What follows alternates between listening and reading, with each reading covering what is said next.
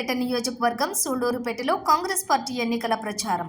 తిరుపతి జిల్లా సూళ్లూరుపేట నియోజకవర్గం సూళ్లూరుపేటలో మాజీ ఎంపీ చింతా మోహన్ మరియు సూళ్లూరుపేట నియోజకవర్గం కాంగ్రెస్ పార్టీ శాసనసభ అభ్యర్థి తిలక్ ఆధ్వర్యంలో ఎన్నికల ప్రచారం జరిగింది. సూళ్లూరుపేట బజార్ వీధిలోని ప్రతి ఇల్లు, ప్రతి అంగడి, ప్రతి గడప తిరుగుతూ చింతా మోహన్ మరియు తిలక్ మరియు సూళ్లూరుపేట మండల కాంగ్రెస్ పార్టీ నాయకులు, కార్యకర్తలు, అభిమానుల మధ్య ఎన్నికల ప్రచారం జరిగింది. రేపు మిమ్మల్ని క్యాండిడేట్ పెట్టే మేము ఆలోచిస్తున్నాం కాబట్టి వారు తిలక్ గారిని ప్రభుత్వం మరి కాంగ్రెస్ పార్టీ చెప్పింది, మేము ఆయన్ని తిరుగుతాం. నమస్తే.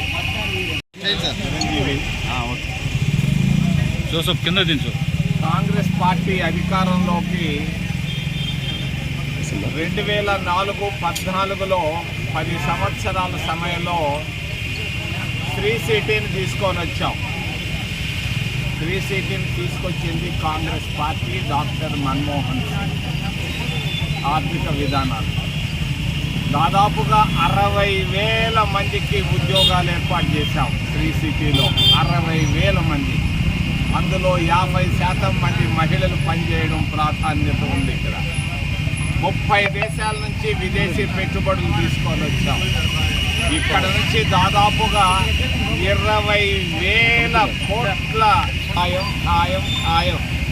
మోడీ పతనం ప్రారంభమైంది కేజ్రీవాల్ అరెస్టుతోటి.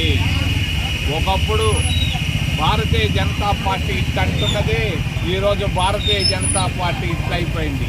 150 సీట్లు లోపల పడిపోతున్నారు. సర్వేలన్నీ దొంగ సర్వేలు వదిలిపెడుతున్నారు. మరి వ్యాపారం చేస్తున్నారు సర్వేలు పేరు మీద.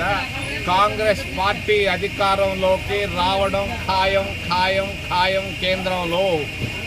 మరి మేము వచ్చినప్పుడు వెంటనే అధికారంలోకి రాగానే ప్రతి ఇంటికి ఒక ఉద్యోగాన్ని ఇస్తాం.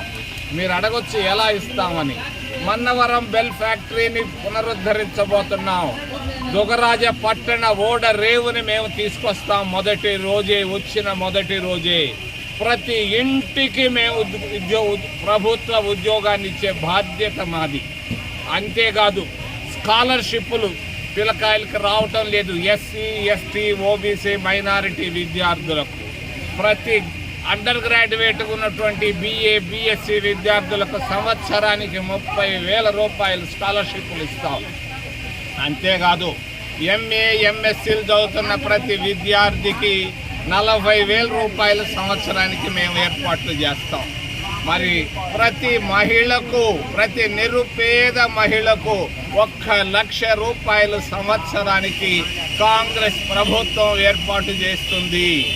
మరి అంతేకాదు 5 లక్షలు, ఎవరికైతే ఇళ్ళు లేవో 5 లక్షల రూపాయలతో మేము ఇళ్ళు కట్టించబోతున్నాం. రైతులకు 2 లక్షల రుణమాఫీ చేయబోతున్నాం. అంతేకాకుండా మరి అన్ని కులాలని, అన్ని మతాలని, అన్ని ప్రాంతాలని మేము కలుపుకొని ఆదర్శమైనటువంటి ప్రభుత్వాన్ని ఏర్పాటు చేసి అందరిని మన్ననలు పొందేటట్టుగా 4 వారాల్లో రాబోతున్నాయి.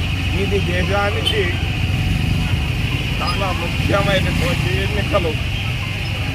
భారత రాజ్యాంగాన్ని మట్టుబెట్టాలని భారతీయ జనతా పార్టీ పట్టుదలతో ఉంది. అంబేద్కర్ రాసినటువంటి రాజ్యాంగాన్ని మట్టుబెట్టి కొత్త రాజ్యాంగాన్ని తీసుకురావాలని వాళ్ళ ఆలోచనలో ఉన్నారు.